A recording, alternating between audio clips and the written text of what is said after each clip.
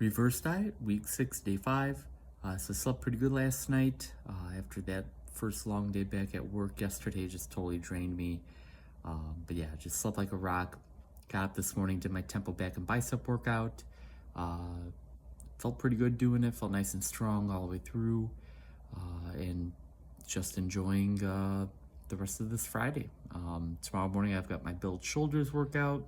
So I'll hit the shoulders, a little bit of the traps as well. I'll also do the Stairmaster tomorrow following the shoulder workout.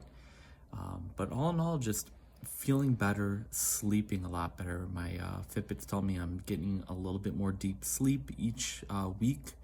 Like the other day, I think I hit 50 minutes to an hour of deep sleep.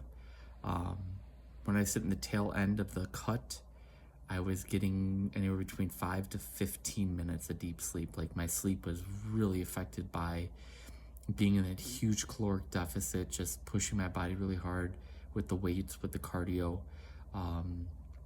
doing the OMAD, the 1 meal a day, and then fasting the rest of the day.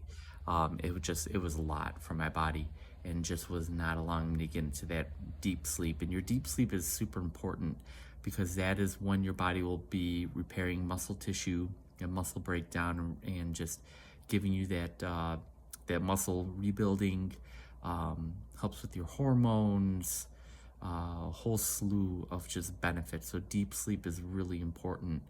And that's one marker I've been really keeping my eye on the past few weeks, and it's been ticking up. So I'm just really happy with that. Plus I wake up, I feel much more rested.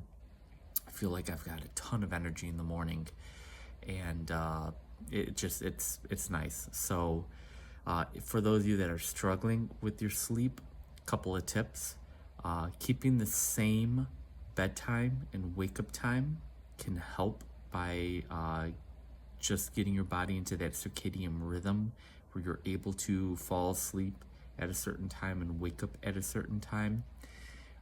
When it comes to like the weekends, for instance, for me, I stay up about a half an hour later. I wake up a half an hour later. So I don't deviate more than that. So for you, if you work a Monday through Friday job, I'd recommend keeping the same bedtime and same wake up time for those 5 days.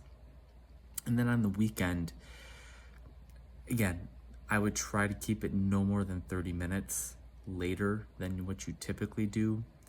You could try to go 45 minutes to an hour, but I wouldn't go any more than that because then you're messing with your sleep cycle. And then what'll happen is that first couple days back at work, like Monday, Tuesday, you might have a harder time falling asleep.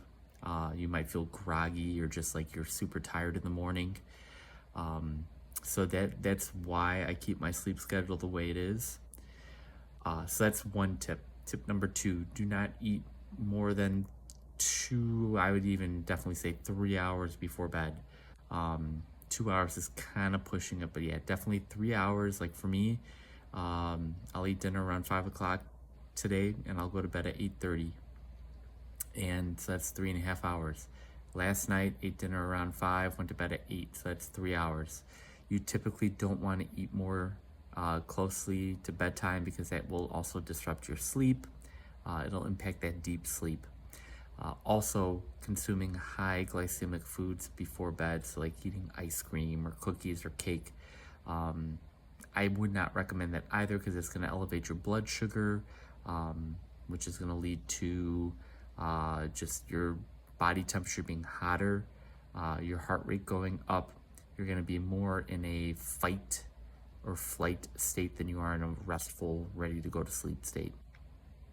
You also want your dinner to be your smallest meal of the day because that way your body will be able to digest that, and then your digestion system will be empty. Then when you go to bed, you'll be able to fall asleep faster. Meditating before you're going to bed, wearing blue light blocking glasses a couple hours before bedtime, that can really help in just telling your body it's time for bed, or just getting outside. And I know here in the Chicagoland area, sun is setting around 7:50 p.m.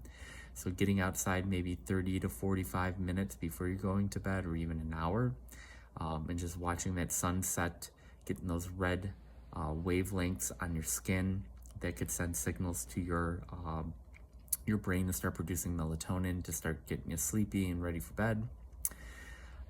Reading before you go to bed, like an hour before you go to bed, opening up a book or a magazine and just reading.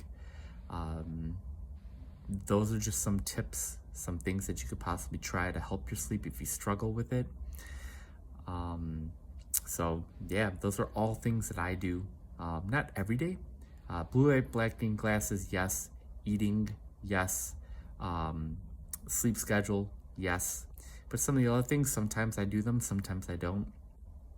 And if I notice my sleep is maybe a little off or not as good as I would like it to be, I might throw one of those things in to just play around with it. So there you go.